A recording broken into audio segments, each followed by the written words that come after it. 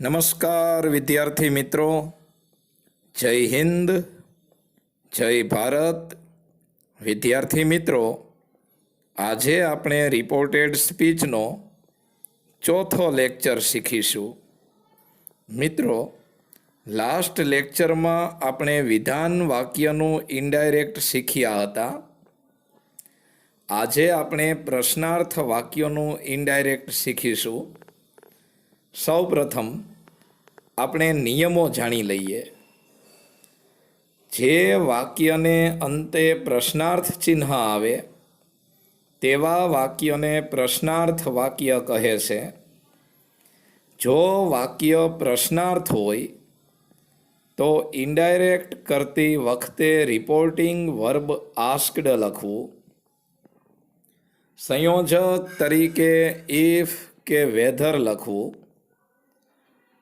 જો WH કે HW શબ્દથી વાક્યની શરૂઆત થઈ હોય તો તે શબ્દ પોતે જ સંયોજક તરીકે લખવો, ઇફ કે વેધર નહીં. અને પ્રશ્નાર્થ વાક્યનું વિધાન વાક્યમાં રૂપાંતર કરવું, એટલે કે વાક્યની શરૂઆત કર્તાથી કરવી. તો હવે થોડાક ઉદાહરણો શીખીએ. She said to me.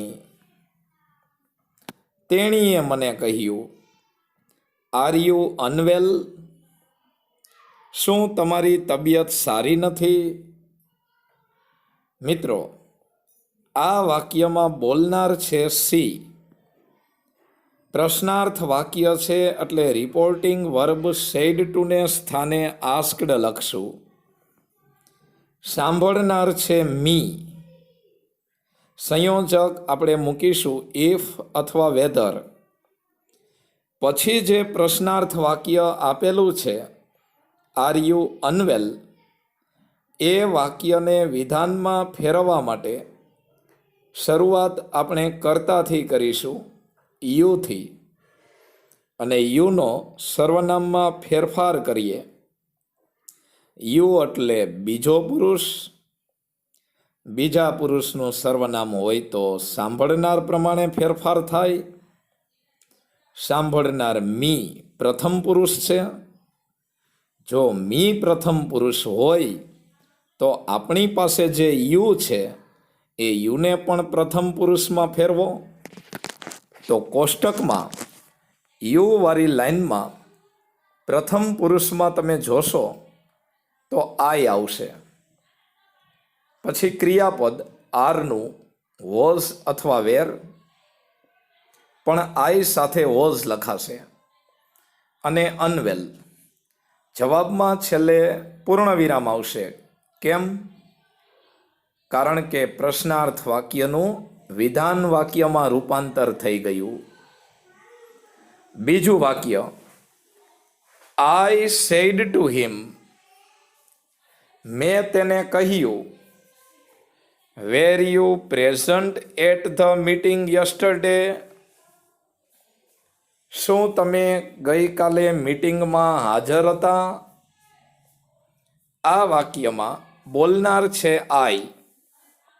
પ્રશ્નાર્થ વાક્ય છે એટલે આરવી તરીકે આસ્ક્ડ લખીશું.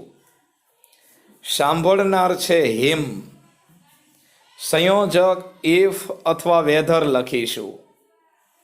અને પછી જે પ્રશ્નાર્થ વાક્ય આપેલું છે તેને આપણે વિધાનમાં ફેરવીશું.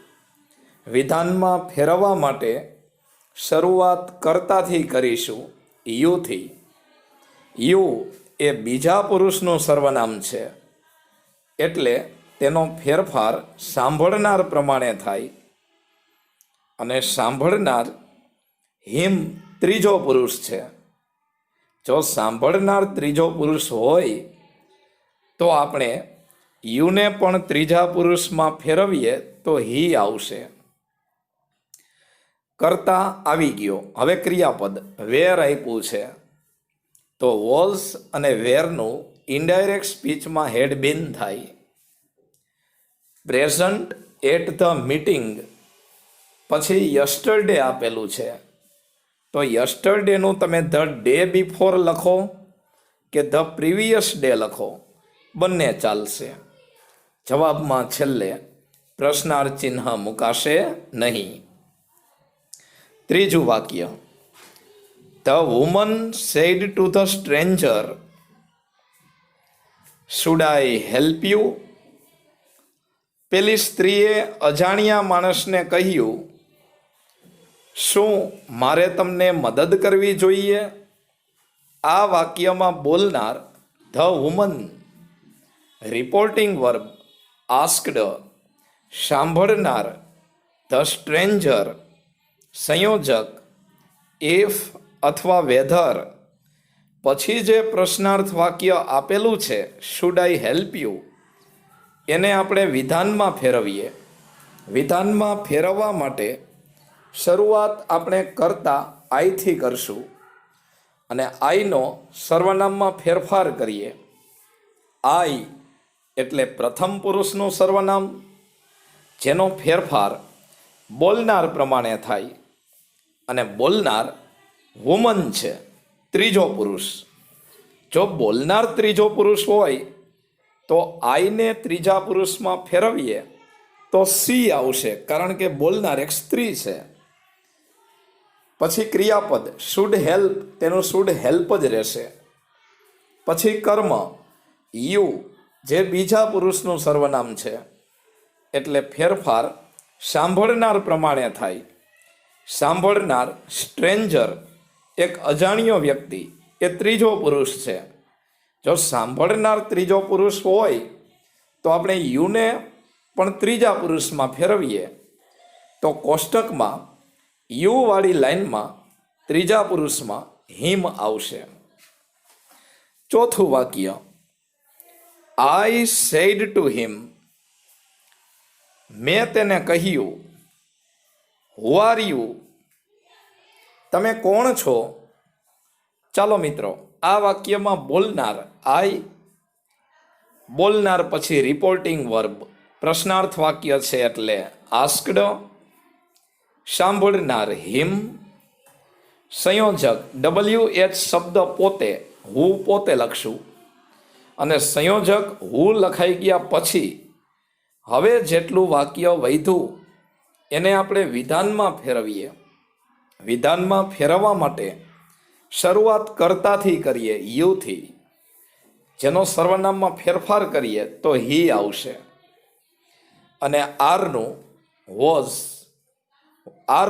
વોઝ અને વેર બંને થાય, પણ અહીંયા હી સાથે વોઝ આવશે. ચોથું વાક્ય, the mother said to the daughter, માતાએ દીકરીને કહ્યું.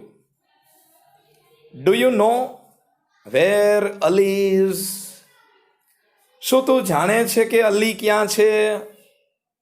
મિત્રો, આ વાક્યમાં બોલનાર છે મધર, એના પછી આપણે પ્રશ્નાર્થ વાક્ય છે એટલે રિપોર્ટિંગ વર્બ લખીશું આસ્કડ. મધર જે વાક્ય બોલે છે એ વાક્ય ડોટર સાંભળે છે એટલે આપણે સાંભળનાર લખીશું ડોટર. સંયોજક તરીકે આપણે ઇફ અથવા વેધર લખીશું, કારણ કે જે પ્રશ્નાર્થ વાક્ય આપણને આપેલું છે એની શરૂઆત WH કે HW શબ્દથી થતી નથી, એટલે સંયોજક ઇફ કે વેધર લખીશું. સંયોજક લખાઈ ગયા પછી હવે આપણે જે વાક્ય આપેલું છે એ પ્રશ્નાર્થ વાક્યને વિધાનમાં ફેરવીએ. વિધાનમાં ફેરવવા માટે શરૂઆત કર્તાથી કરીશું. કર્તા આપેલો છે યુ, જે બીજા પુરુષનું સર્વનામ છે, એટલે બીજા પુરુષનું સર્વનામ હોય તો તેનો ફેરફાર સાંભળનાર પ્રમાણે થાય. સાંભળનાર ડોટર છે, ડોટર એ ત્રીજો પુરુષ છે, એટલે યુનું ત્રીજા પુરુષમાં રૂપાંતર કરીએ તો સી આવશે. ત્યારબાદ ક્રિયાપદ આપેલું છે ડુ નો, એટલે સાદો વર્તમાન કાળ. સાદા વર્તમાન કાળનું સાદા ભૂતકાળમાં રૂપાંતર થાય તો ડુ કે ડઝ આપેલું હોય તો એ નીકળી જાય અને નો ક્રિયાપદનું ભૂતકાળ ન્યૂ થઈ જશે. પછી વેર, અલી અને ઇઝનું વોઝ. નેક્સ્ટ સેન્ટેન્સ, જજ સેડ ટુ ધ લોયર. જજે વકીલને કહ્યું, have you anything to say on behalf of the accused. Accused એટલે આરોપી. જજે વકીલને કહ્યું કે આરોપી વતી તમારે કંઈ કહેવાનું છે. મિત્રો, આ વાક્યમાં બોલનાર છે જજ. પછી પ્રશ્નાર્થ વાક્ય છે એટલે રિપોર્ટિંગ વર્બ સેડ ટુને સ્થાને લખીશું આસ્કડ. સાંભળનાર લોયર. સંયોજક ઇફ અથવા વેધર લખીશું. પછી જે પ્રશ્નાર્થ વાક્ય આપેલું છે તેનું આપણે વિધાનમાં રૂપાંતર કરીએ. શરૂઆત કર્તાથી કરીએ.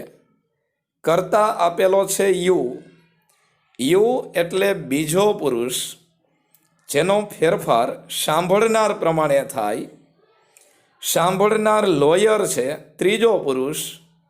જો સાંભળનાર ત્રીજો પુરુષ હોય તો આપણે યુને પણ ત્રીજા પુરુષમાં ફેરવીએ તો હી અથવા સી લખાશે, કારણ કે લોયર એ સ્ત્રી કે પુરુષ ગમે તે હોઈ શકે. કર્તા લખાઈ ગયા પછી ક્રિયાપદ છે હેવ, એનું આપણે ભૂતકાળ કરીશું હેડ. એનીથિંગ. પછી ટુ સે આપેલું છે ઇન્ફિનિટિવ, જેમાં ફેરફાર નહીં થાય. ક્રિયાપદના ટુ વાળા રૂપમાં ફેરફાર ન થાય. બાકીનું વાક્ય સેમ. ચાલો એના પછીનું વાક્ય, the wolf said to the lambs. વરુએ તેના બચ્ચાઓને કહ્યું, why are you all so sad. તમે આટલા બધા ઉદાસ કેમ છો? મિત્રો, આ વાક્યમાં બોલનાર છે વરુ, ધ વુલ્ફ. પ્રશ્નાર્થ વાક્ય છે એટલે આરવી તરીકે આસ્કડ લખીશું.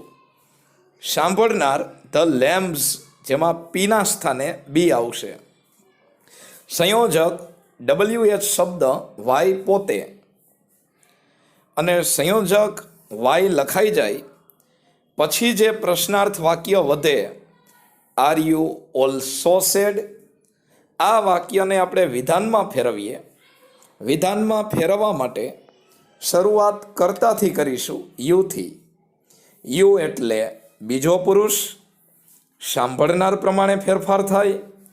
સાંભળનાર છે બચ્ચાઓ, ત્રીજો પુરુષ, તો યુને પણ ત્રીજા પુરુષમાં ફેરવીએ એટલે ધ્યેય આવશે, કારણ કે બચ્ચાઓ એક કરતાં વધારે છે. પછી આર સાદો વર્તમાનકાળ, એનું સાદો ભૂતકાળ વેર. પછી ઓલ સો સેડ. જવાબમાં છેલ્લે પ્રશ્નાર્થ ચિહ્ન આવશે નહીં, કારણ કે વિધાન વાક્ય બની ગયું. મિત્રો, અહીંયા સ્ક્રીન ઉપર 7 વાક્ય તમને હોમવર્કમાં આપેલા છે. આ વાક્યોનો અભ્યાસ કરજો અને આ વાક્યના ઉત્તર પણ આપજો. જેટલી પ્રેક્ટિસ વધારે સારી રીતે થશે એટલું તમારું ઇંગ્લિશ મજબૂત બનશે. જો વિડીયો દરમિયાન તમને કોઈ વસ્તુ સમજાયેલી ન હોય તો તમે તેનું સોલ્યુશન વોટ્સઅપ પર કે યુટ્યુબની કોમેન્ટમાં પણ માગી શકો છો.